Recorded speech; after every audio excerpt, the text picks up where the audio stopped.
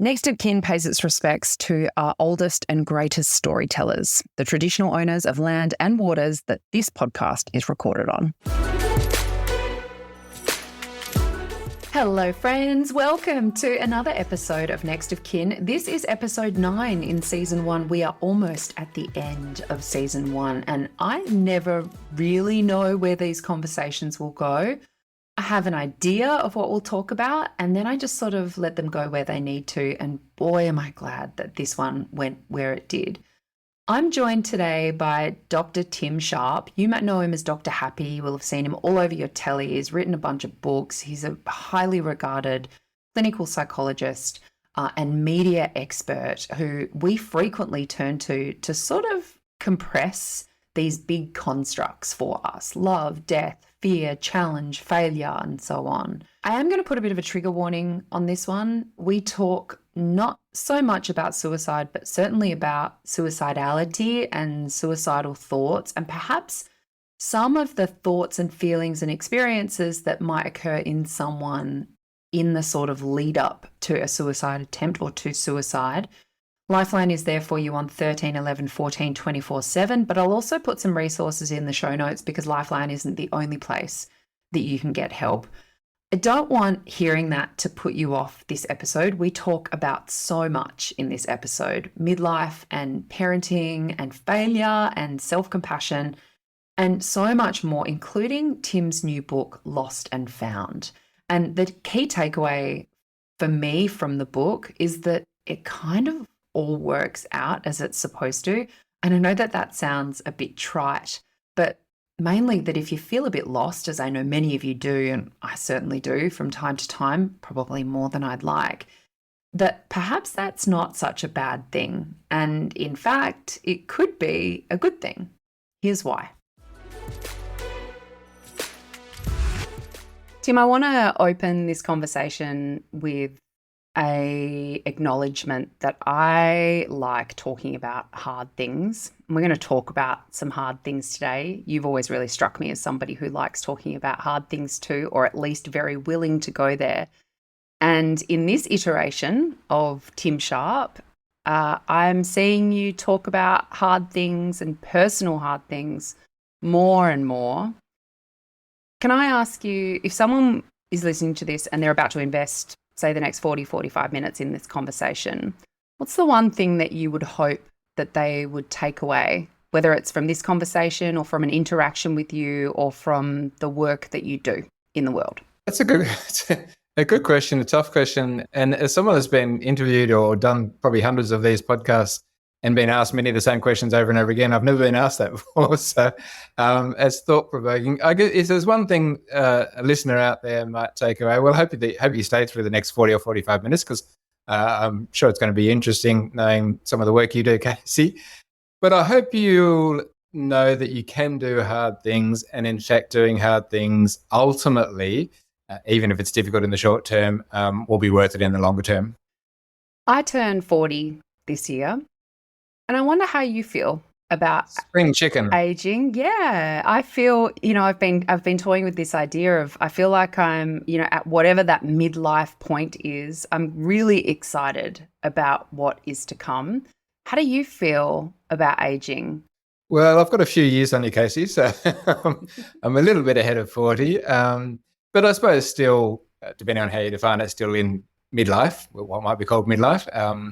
And look, it's interesting, another interesting question, because I've never really put much stock in the numbers. So, whether it was 18 or 21 or 30 or whatever, it never really meant that much to me. And I never could really understand why people did get either excited or anxious about a specific number, like why is 30 different to 29, for example. So in that sense, aging doesn't really mean that much to me. And I also, even at a more general sense, because it is something I've been very interested in, I've written about, at a more general sense, I'm not really sure that numbers are as meaningful as some people make them out to be.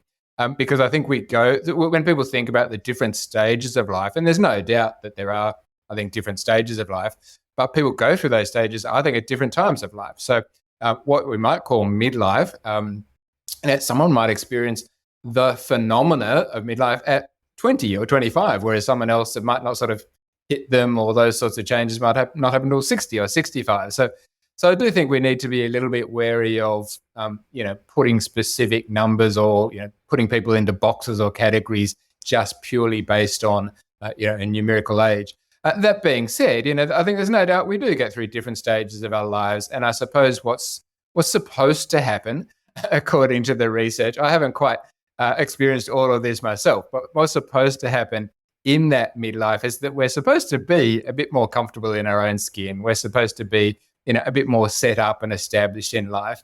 And I guess I have experienced that in some ways, but not in others, and certainly not in as many ways as I would have liked, I suppose.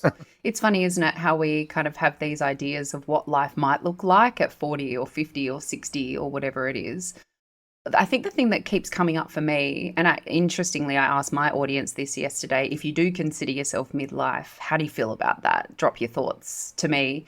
And it was overwhelmingly positive for all of the reasons that you just suggested. We do feel more comfortable in our own skin. We give way fewer forks to things that don't deserve it. It does feel like a recalibration or some kind of reckoning. And I think about it as a significant opportunity to look forward. If you consider, the analogy of a football game, it really is that sort of, we're at the halftime mark and it's like the halftime performance. And what do we want the next little bit to look like? From a clinical psychologist's perspective, from a human being's perspective, what do you think are the things that we can and should be doing in this opportunistic time, that recalibration, to contribute to a long and happy and hopefully healthy life? Well, maybe just to step back a bit and re-answer your earlier question, I suppose, because I think, again, it's often not what we expect it to be. And to be perfectly honest, my midlife, for want of a better term, is definitely not what I expected. In fact, to be honest, at the risk of getting too serious too early in the chat, I didn't even expect to be alive at this stage of my life. I don't know how deep you want to go into this, but for many, many years, I didn't think I would live this long for a variety of reasons. In fact, I actively had planned not to live this long. So to get to where I am now and to be in the position I'm in now is in uncharted territory to me. And I never really had a plan B. So when I got to a certain point in life, which I thought would be the end, I really entered a bit of a different type of depression and uncertainty, because it was just not something I ever thought I would have to deal with, I guess. And then even when I did start to think about that, again, it was nothing like I imagined it'd be, because my life was nothing like I'd imagined to be. And what I've achieved in the last 10 or 20, professionally, I had no idea that I would do that I could do that I would follow this path. As we've talked about before, and as I'm sure we'll talk about a lot today, I was extremely lost in my youth. So to find a path in itself was surprising and unsettling almost, to actually have that clarity for years. But that's a sort of very personal one. To answer your question more, I guess more professionally, the sorts of things we can do, and this is the other reason why I'm a bit unsure about the aging and the positive aging movement, which I've written a lot about, is the sorts of things that we can all do to live not just a long life, but a long and good life. And I think that's important. There's a lot of talk about longevity, which is obviously, for some people a goal, but I don't think we necessarily want to live a long life if it's full of sickness and misery, I suppose. So we want to have a long and a good life. And again, so the sorts of things that we can all do are the same sorts of things that we should be doing, or would be wanting to try and do, to live a healthy life at any age. It really isn't that different. I mean, what do we want to do to live a long and healthy life? Look after our physical health and well-being, get lots of sleep, eat well, exercise. What do we want to do to be healthy and happy at any age? Stay connected, build our positive relationships, foster and develop connection and belonging. What do we want to do at any age? Have some sort of meaning and purpose. Now, some of those things will change. My meaning and purpose now is quite different to what it was at, 40, 30, 20 or whatever. And I'm sure I'm guessing that your reason for living now, so after having kids, for example, it changes. At different stages in our career, it changes. When our financial situation changes, So, but the basic principles don't really change. And I guess that's what, my answer is, whether you're 60 or 50 or 40 or 30, the principles of health and well-being are pretty much the same. I want to ask you about being an expert, but I can't put down what you just offered to us, which was a glimpse into a mindset or a feeling that you weren't going to be around forever. Was that because life was just too painful for you and you just had never imagined that you would be able to stick around? Because what came to me when you were telling me that story about how lost you felt in your youth was that kind of analogy of a road. And on every road or every street, you kind of get to these little T-junctions, I suppose, and you go left or you go right. And it sounds like there were a lot of times in your youth, in your early life, and maybe even to this day, where you had to make some big decisions. Do I stay or do I go, essentially? And I'm wondering, what were the things that made you turn one way rather than the other way? Have you spent much time analysing that? Have I spent much time thinking about that? Probably way too much time, and not all of it helpful. Look, to be perfectly honest, what got me through some of that was dumb plain luck. Look, in past years, I would have sort of proffered a trigger warning here. And I will say, to anyone that sort of finds this upsetting or distressing, please reach out and ask for help. I don't necessarily do that as much anymore because there's, without getting too technical, the research about trigger warnings suggests that they're not really that useful. They don't really. The idea is that we pre-warn someone so they can prepare themselves for what might be distressing or disturbing information. Again, some research that I'm familiar with says that it doesn't really make much difference. But again, anyone out there that finds this disturbing, please seek help. Take whatever care you need to. But what I do want to talk about, I guess, is suicidality. The conversation around mental health in recent years, or recent decades, I suppose, has blossomed enormously. And that's a fantastic thing. There's, I guess, many of you would have seen the hashtag "It Ain't Weak to Speak." We can reach out for help. Are You OK Day? We have all these fantastic initiatives now, which didn't exist when I was younger. And I wholeheartedly believe that's been one of the most important and beneficial initiatives, whatever you want to call it, advances in the mental health and wellbeing space, because there's no doubt at all that talking about these things is helpful. And I think if I'd heard more people talk about it when I was younger, I do feel it would have helped me a lot. So, but what hasn't progressed as far is talk about suicidality.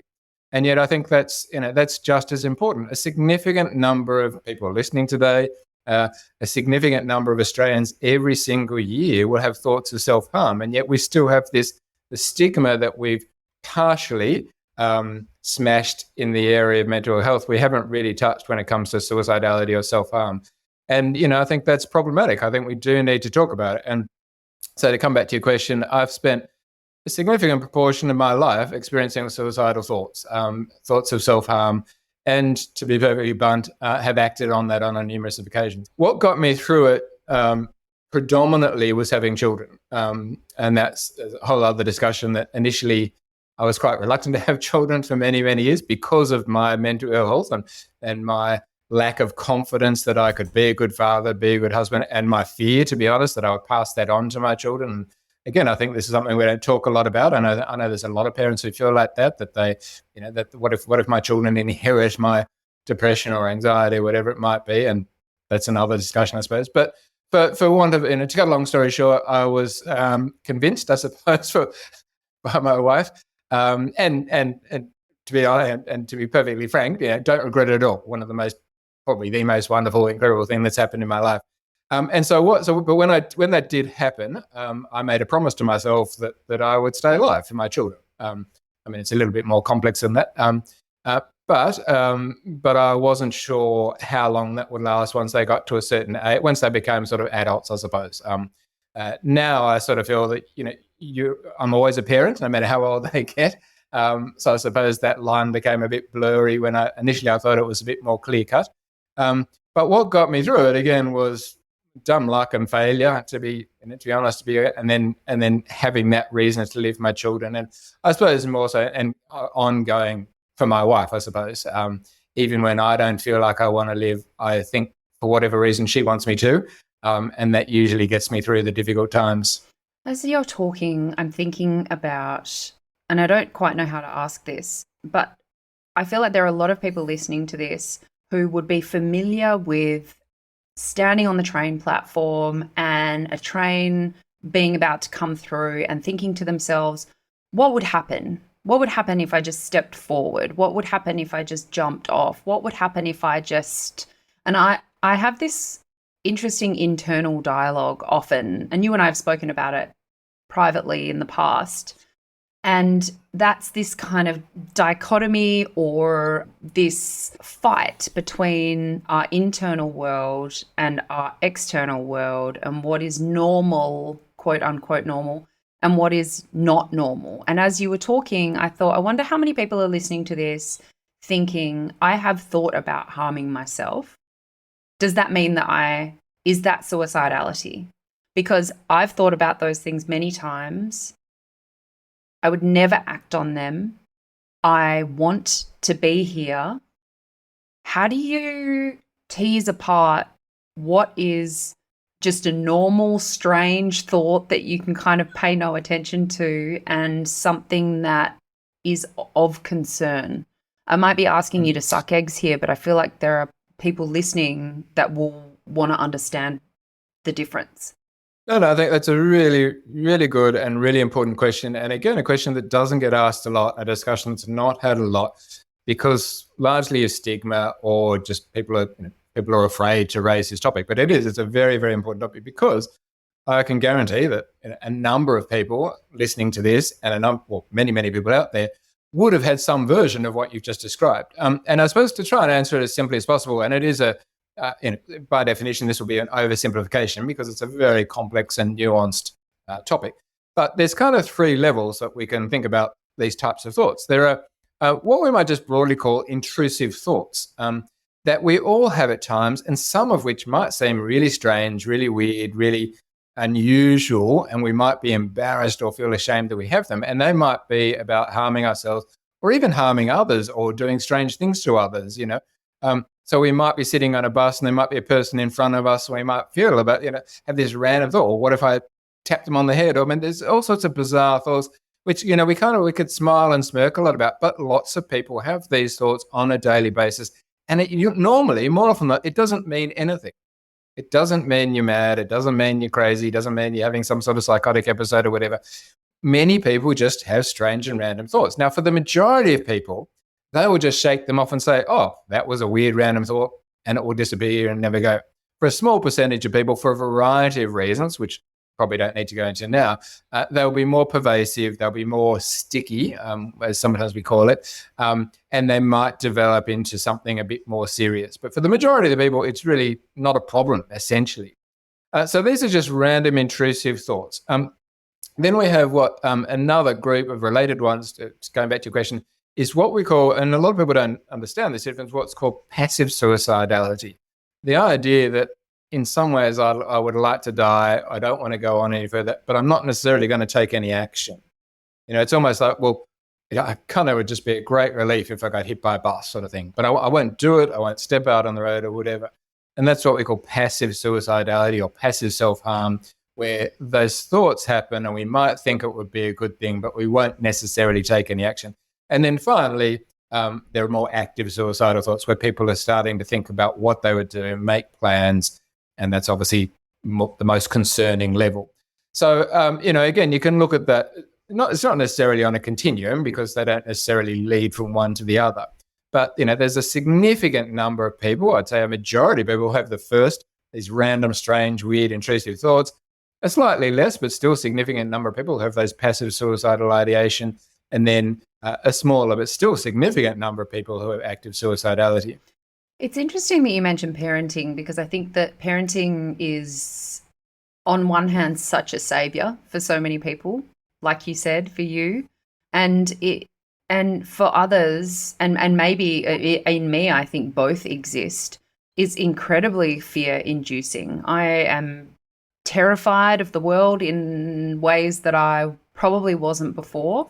I look after myself better for all of the reasons that you just described, but I also am scared of what the world might do to them. I reflect on my experiences. I don't want those experiences for them. I just want to wrap them up in that sort of metaphorical cotton wool and really protect them forever. But you mentioned that sort of passive suicidality. And one of the things that has come up for me a lot in the past is I don't want to die. I just want to have a long sleep. I just want to wake up in a bit. I just want to hit the pause button on the world and wake up in a few days or a week when this thing is over, or, when we're going through something difficult, whether it's grief or it's some sort of job loss or feeling lost, to use your title of your book. I think that those times of being lost are some of our greatest times of growth in retrospect. But when you're in them, that feeling of being lost, of being stuck, whatever you want to call it, it's a really sucky feeling. Yeah. Well, firstly, I hope I haven't hijacked the conversation and taken us down a pretty dark and depressing route. But secondly, within that question, there are two or maybe even three significant themes that run through my new book, Lost and Found. So I'll start with the parenting one first, for example. So it's again a common fear. I think every parent has, at different levels, I suppose, concerns, for their children. I mean, no parent wants to see their child hurt or in pain, physically or psychologically. We don't want to see our kids get smashed up or break bones, and we don't want to see them, upset or distressed. So that's a normal protective care. If you're a caring, protective parent, of course you're going to feel that. However, and so that is normal, I suppose. But what we do need to do is consider then about how to respond to that. So there's nothing wrong at all with caring for your children. Obviously, with loving your children, with wanting to protect them. There's, in fact, that's a good thing. However, the wrapping them up in cotton wool bit, or the overprotecting, is not necessarily good. There are significant problems associated with this, and I write about this. I start some research in my book about this because it really is quite fascinating. And it's not just a parenting thing. So, it sort of has broader implications as well. What we know from the research about that is that overprotective parents, and there's a variety of names that are used for them, sort of thing, but overprotective parents, feel that they're protecting their children from something, but don't realize that they're actually causing more harm in other ways. So, for example, children that grow up under overprotective parents tend to grow up more anxious, more risk averse. So they're less likely to take challenges, so less likely to achieve in certain ways. So we might think, they're not going to get damaged now, but we're in a sense damaging them in other ways further down the track. Now, that doesn't mean, I'm not saying to parents, just let your kids go out and do anything or everything at all. Of course, that would be, that would not necessarily be sensible for a variety of reasons. But what it is about is allowing them to take small risks, calculated risks, to get dirty in the playground, literally and metaphorically, and also to help them learn to sit with, and this comes back to the adult issue, I suppose, to sit with those feelings. So when I talk about taking risks, when I talk about being lost and found, it's also about, the lostness bit is also about the lost side of psychological distress, I suppose, and not necessarily. So the adult version of that overprotecting kids, if we try to overprotect ourselves, that's when we might go to bed for a few days. That's when we might avoid things. Now, again, that might seem like a sensible sort of plan, and it does kind of help in the short term. But what we also know is that avoidance creates other problems in the longer term. And it's not even just going to bed for a few days. We all do this in small versions every minute of every day when we go on our phones and scroll. When we use distraction is a version of avoidance. And again, it feels good in the short term, but it causes more problems in the longer term. So essentially, we need to allow our kids to feel some pain, hopefully not too much and not for too long. We need to allow ourselves to sit with that pain. And that's really what it's about. It's about lost and found. It's about finding ourselves within the lostness. We know from the research, from other researchers, that if we can learn to sit with the pain, if we can let our kids experience, hopefully not too much, but a little bit of physical, psychological pain, then ultimately, although that's harder in the short term, it's better in the long term. So it's like a lot of these, or like all of these things, it's easier said than done. But this is something that we've gone, I think we've lost a lot of skills in, or some of us have never developed these skills to be able to sit with pain, to see that lostness is something that will prove advantageous in the long term. One of the questions I've started to ask people a lot is, have you ever experienced a significant failure in your life? Yes, we all have. But have you ever looked back on that a week, a month, a year later and thought, well, in some way or other, I learned something from that. And as a result, grew stronger, better, wiser, happier. And I think we can all we all nod our heads to that. And that doesn't mean that original event was pleasant. Of course it wasn't. But from failure can come growth and development and improvement. And so we need to not just accept that within failure there might be success, but learn to actively embrace it and seek it out in appropriate ways. I've heard so many entrepreneurs say things like, I'm not better or smarter than anybody else. I just fail faster. I just find more ways to fail so that I can learn from them so that eventually I can crack it. What would you say, how would you answer that question of one of your big failures that you learned something from? Because, professionally, we play in a not dissimilar space. I've interviewed you many times. I've had the pleasure of kind of getting to know you professionally over the last sort of 10 years or so. And I'm wondering, what would you say would be one of your big failures professionally that you really learned something from? Because from where I sit, you've had this really sort of golden run. It seems to me that Dr. Tim Sharp, anything he touches turns to gold. You could pitch anything and get it up. You're one of those experts that you're an absolute, what's the right word? Like you're a sure thing. You're never going to stuff it up. You'll always bring the goods. You love what you do. You know your stuff inside, outside, backwards, and you're a pleasure to work with. And I'm wondering, that's how it looks from the outside. How does it feel from the inside? And is there a big failure that you would be willing to share with us that you really learned something from? Well, firstly, thank you for some of those kind words. It's not how it feels on the inside. In fact, to go back to a previous conversation, I suppose I spend a lot of my time, too much of my time, thinking that I'm a complete and utter failure in every area of my life, not just professional life. So when, can I share an example? Well, we probably need a 10-hour podcast to share all of what I believe to be the failures in my professional career. But and that's just my professional career, not my personal life. But yeah, well, look, there are, and I write about this again in the book. So the book's sort of part memoir, and it's been funny. A couple of people who, well, my brother, for example, who's known me my whole life, read the book and said he learnt more about me in a couple of hundred pages than he's learnt in the last 50 odd years or whatever. One of my best friends said the same thing. We catch up for lunch almost every couple of weeks, and he said he learned a lot more about me than he'd ever realised. But I suppose so I share a lot of what I perceive to be my failures. But I suppose one or two of the more obvious ones, I suppose, was, for example, completing my PhD. Now, on the one hand, I still look back at completing a PhD as one of my greatest achievements ever, professionally. So I was working full-time at the time, doing my PhD part-time, basically evenings and weekends. So that's bloody hard slog. Anyone who's ever done anything like that, they say, I know you're studying on the side of many, many other, being a mother, being a professional, etc. So, it's bloody hard work. I did it in close to record time with virtually no revisions requested. And look, even apart from it, anyone that's done a postgraduate degree of any sort, even an undergraduate, it's a great achievement. And a PhD particularly, I suppose, because by definition, your thesis has to be an original piece of work. So it's good. It's another level up, I guess. So why would I think of that as a failure? Because within a year or two of completing, so I completed that, believing that I wanted to be a clinical academic, which I was at the time. So I was working full-time as a clinician, as a therapist, running a group therapy program at a very early, I was deputy director of this program. So I was already achieving a degree of success. I'd started already, even before completing my degree, to work in the area that was my dream job, a clinical academic. So I was lecturing, doing research, at an appointment at the University of Sydney, which is a highly regarded academic institution.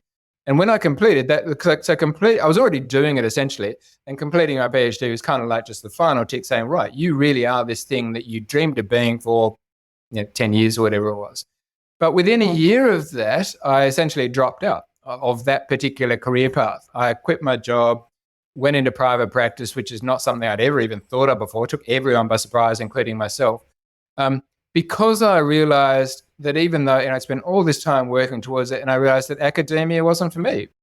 I just wasn't suited to the bureaucracy and the red tape and the limitations. I mean, And I think academia is incredibly important to have researchers and lecturers doing the work they do. But for me personally, for a variety of reasons.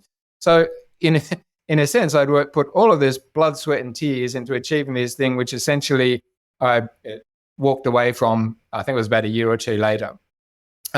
However, in hindsight, that wasn't necessarily a failure, because it led to, when I went into private practice, I discovered an entrepreneurial gene, and I started to build what led to be 2 or 3 different businesses, psychology-related businesses, that led to me doing all sorts of other, wonderful and exciting things that I'd never dreamed of before. I wouldn't have even thought about doing. I mean, writing the books and public speaking and TV and media work. So, I guess this is an idea behind Lost and Found, that failure and success can live and breathe within the same moment almost. And I guess that's just one example of it's hard for me to describe it as a success or a failure, because it's all at the same time. Well, it's so true. I can hear how tough you are on yourself, and I really subscribe to that. And it's funny, you said something like, I feel like a failure most of the time, or I don't know, they're not the right words, but you said something like that. And I don't know if you saw me, because you can see me, but people listening can't unless they're watching on YouTube. I kind of put my hand on my heart and sort of, I don't know, squished my face up. Like, it hurt me to hear that, to hear you say that about yourself. And then I thought, that's exactly how I feel about myself. Like, why do I have so much compassion hearing you say that? But when I'm beating up on myself, that's kind of okay. And one of the things that you and I have talked about professionally, personally, it's very well trodden narrative in psychology and certainly in kind of personal development, is this idea of self-compassion. And much easier said than done. It's like I forget about these things, that they exist, for 100 times a day, 100 times a year. Since I lost my dad last year, my motto has been gently, gently. I don't know where it came from. I don't know why I adopted it. But when I have been beating up on myself, it has been the words that I've said to myself and the words that have come. With my master's, I'm trying really hard to get really decent grades, because my not enough story has always been that I'm not smart enough. And with my master's, I really challenged myself to find some evidence that that's just not true, so that I've got some data and I can kind of start actively reworking that. And I just want to understand, for everything that you know, for everything that you could say to me or to anybody else, that being kind to yourself piece doesn't seem to be our default setting. And it's really bloody hard. And I'm wondering, it feels to me like a bit of a dance between grace to ourselves and gumption, like get on with it. Like, what does that dance look like and feel like in you, who knows probably more about this topic than anyone in the country and arguably one of the most in the world? Like, what is this kind of simple but really challenging to implement concept of self-compassion look like and feel like in you? Yeah, well, thanks for sharing, Casey. And for what it's worth, you're more than intelligent enough from the experiences I've had with you. But, again, it's something I can say to other people. If I could say that to myself, it would be very valuable as well. Look, to be perfectly honest, for me, and I suspect for you as well, and for lots of people out there, I think it is, self-compassion has increasingly become the most important thing for my health and well-being. It's something, despite what I was saying a bit earlier, I have got a bit better at. I think quite a bit better at, but it's still a constant challenge, minute by minute, day by day. It's so easy to sort of fall off the wagon. So every time I feel like I've made a step or a few steps forwards, something will knock me back again. But I do think it's incredibly, incredibly important and valuable. And it's, again, something I've been talking and writing more about in recent years.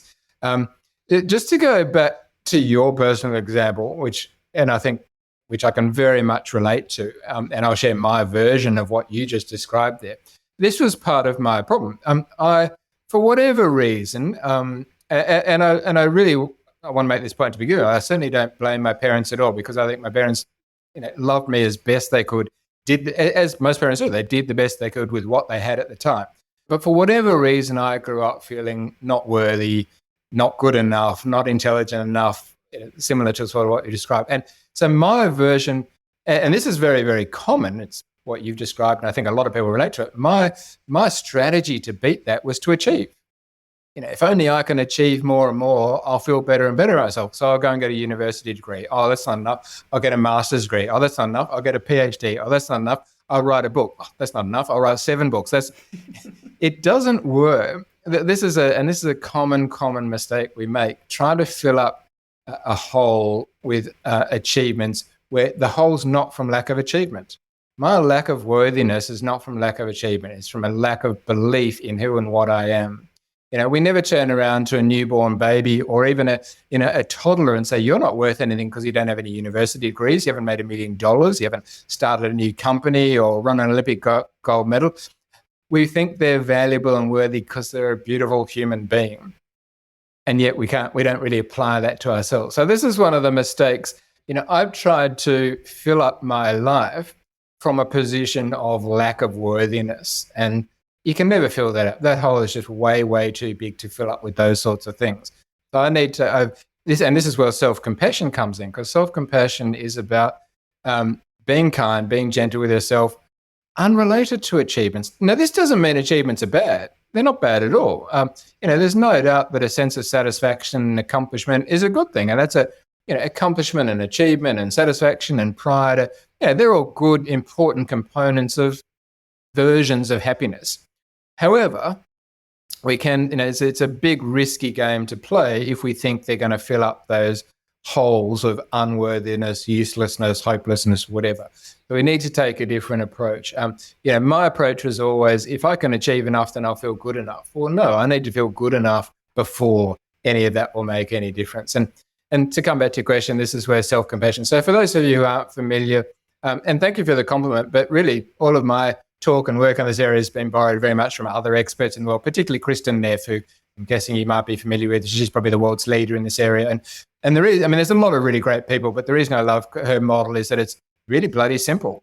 And she breaks it down into 3 pillars, in a sense, or 3 components, which I'll just quickly describe here, because I do think they're, I love the simplicity, but that doesn't mean it's easy to do. So we still need, simple isn't always easy. But anyway, the first one of her 3 pillars is mindfulness, and that's not, when I say mindfulness, I don't mean a form of relaxation or meditation. It's really a form of awareness.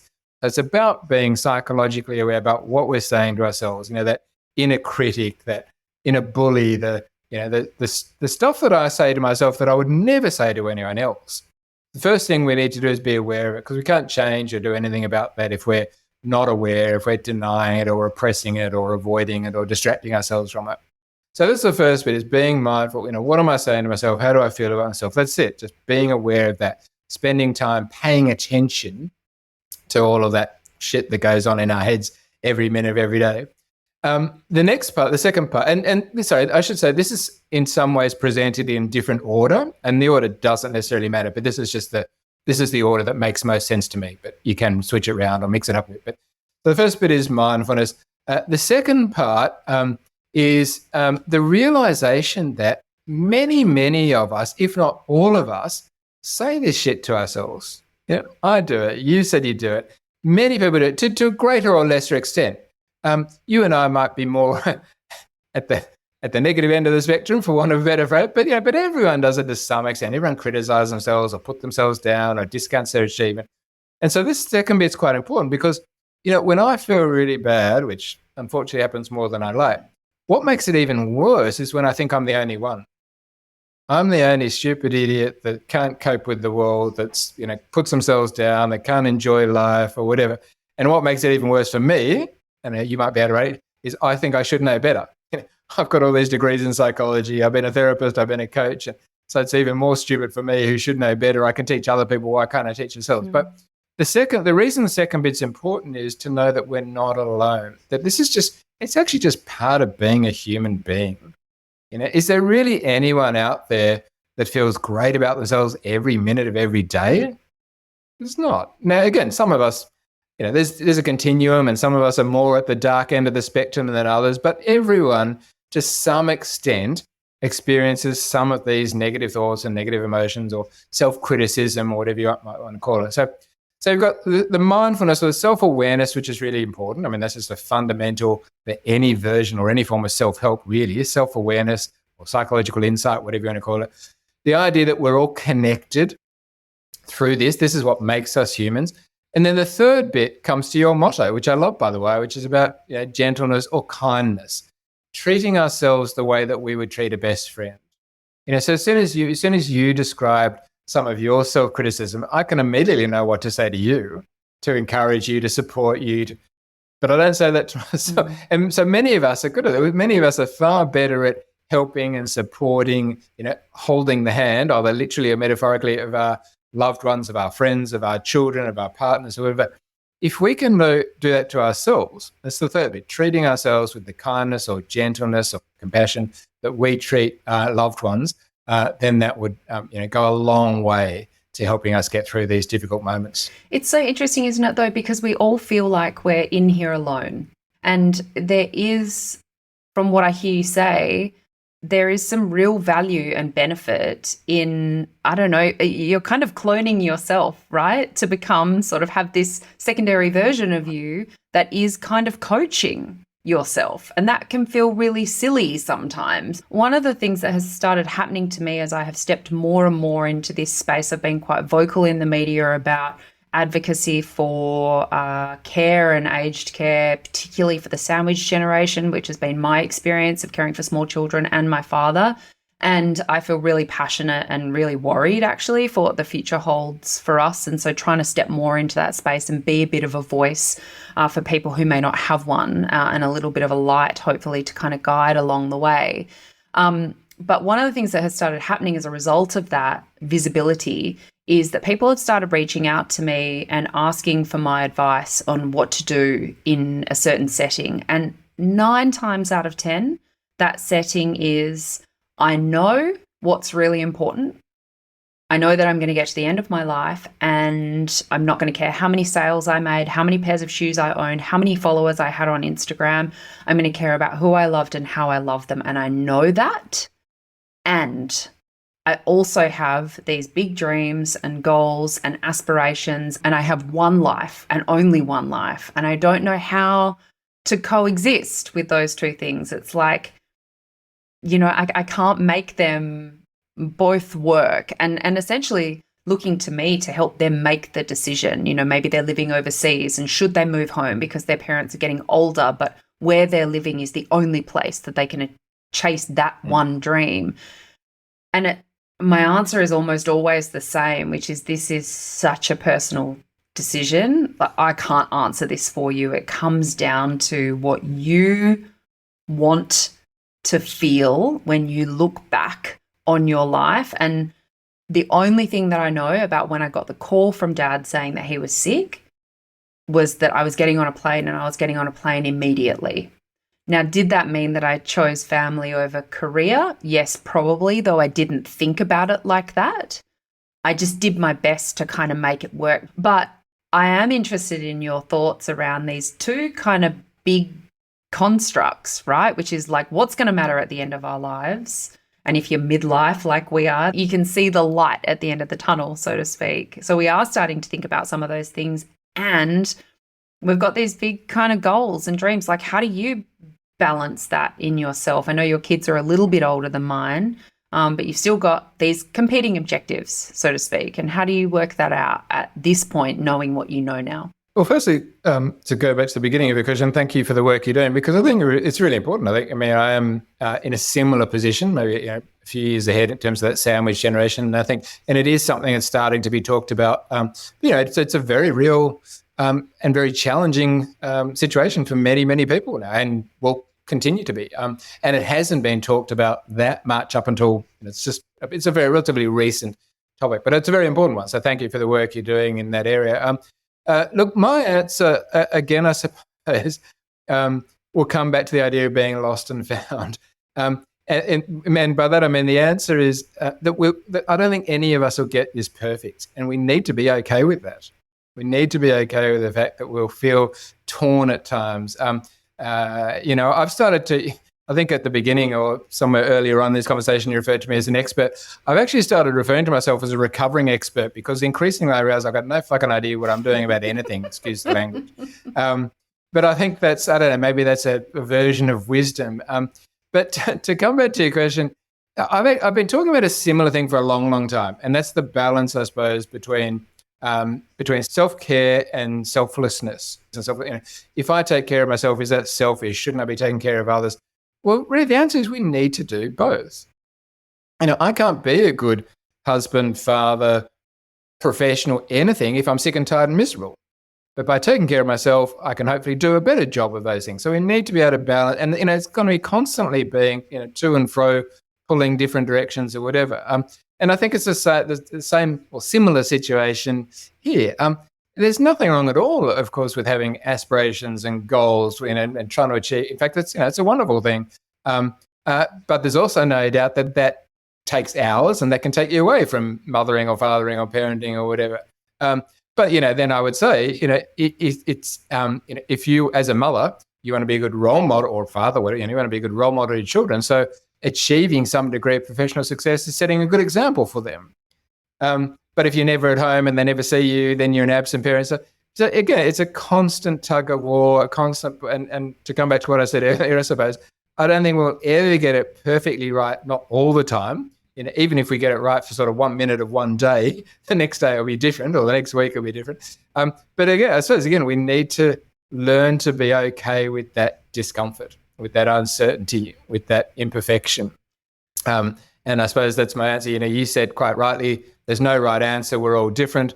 Well, even if there were an answer for you, that will never be a perfect answer. And again, we've got to be okay with that imperfection. It's so true. I'd heard you say about being a recovering expert, and I just want people listening to this to understand what an expert in the media is called on to do, particularly in this space, whether it's health and wellbeing or psychology or even kind of politics or whatever it might be.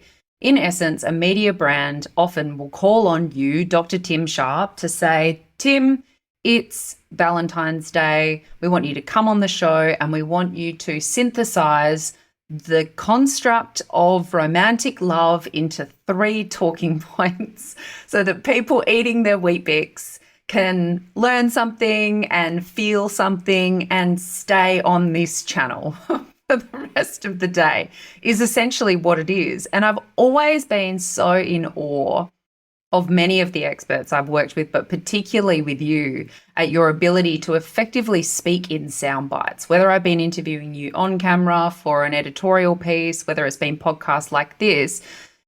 That's part of knowing your stuff, and being able to articulate it is quite a skill. Is or was going down that road of being an expert and constantly being asked to and trying to compress these big, meaty, complex constructs into simple terms for an audience to digest. Was that part of that chapter of lostness for you? Did that feel like a facade? Or have you just grown out or grown past it? It's a good question. It's an interesting one. And it's something I was going to say struggled with. That's probably not the right word. Grappled with, I guess, for many years. Because, so if I go back to something I mentioned earlier, one of the reasons, there were many reasons I left academia, so it wasn't right for me. But one of the many frustrations was, so for example, when I completed my PhD, 3.5 years of blood, sweat, and tears. I can't even, 100,000 words, whatever. I don't even know how many words it was, whatever. I think that was probably read by 5 people. And then even out of that came a number of academic publications, which might have been read by tens, maybe 100 people or whatever. And, that wasn't why I did my PhD, but I do remember distinctly feeling, well, God, this is so much interest to me. Why weren't more people reading this? Or how could I? And that's when I started thinking, well, how can I get the message out to more people? And so that was, and academia, well, back then just wasn't even interested or set up for that. It's a little bit different now, but not much different. I didn't quite know what that would look like. Eventually that led to some of the work that you described, some of the media work that I've done. So on the one hand, I did always love this idea. That's what got me into writing books and media work, was to get a message, what I thought was an important message, out to a broader, wider audience. And to do that, by definition, to do that, you do need to simplify. And, for whatever reason, I worked out fairly early on that was something I was good at. Thank you for the compliment earlier. I don't quite know how or why, and I did work hard at it. But, that was something I was good at, and I worked hard to get better at, was to condense important messages into short, sharp sound bites, for want of a better word, and to communicate them in language that the average person without 3 degrees in psychology could understand. But the flip side of that is that, again, by definition, an oversimplification does need to leave out a lot of the nuances, a lot of the sophistications, a lot of the detail. And so that was, so a lot of academics, for example, would look down on what I do or criticize it, saying, well, it's an oversimplification. Things aren't that, and they're right. So that's, again, that's another one of these constant sort of tug and wars. But I suppose for a variety of reasons, I thought it was important, because at that time there wasn't really anyone in psychology doing what I was trying to do. There's certainly more people now. There was no one really trying to communicate to a general public what I thought were important and helpful, principles of human behavior, things that people could integrate into their lives. So, again, the idea of expert, and then I suppose the more and more I've learned over the years, the more I've realized I don't know also. And the more you try to simplify things, the more you realize that there's subtleties that you just can't include. So I still don't really know the answer to that. In some ways, I think is that I think that there's more I don't know now than I've ever known. I feel sort of less expert than I've ever known. But on the other hand, I also sort of feel a kind of wisdom in a way that, that comes with age. And I suppose that's coming back to one of the questions earlier about sort of this middle age, especially as a professional, I'm in some ways should be at the peak of my career. And yet I feel like I, know bugger all. So I don't know the answer to that. Oh, it's such a refreshing idea though, and this kind of learning and unlearning, and to use the concept of your book, this, getting lost and finding yourself again. I think I long ago learned that life was not going to be linear, and certainly success was not going to be linear. And if anything, it's this kind of circular staircase. It's like, oh, here we are again at this section, and it's a little bit snakes and ladders for me. And I was going to say, mine's more like an Escher staircase. I never quite know if I'm going up or down. But there's something really comforting in that, and I think to your point, for myself, getting older, it does feel like there is more of a comfort in the discomfort of that.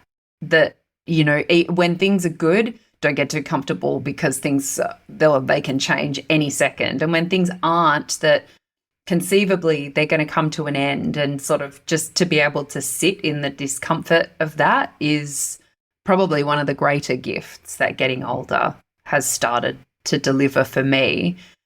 I'm mindful of the time, and I know that I need to get you out of here, but I want to end on this question, which is, do you think that the pursuit of excessive comfort and that avoidance of discomfort is lending itself to our sort of general dissatisfaction? And I know that that's a sweeping statement. It's certainly true in my life. It seems to be true in a lot of the lives of the people around me.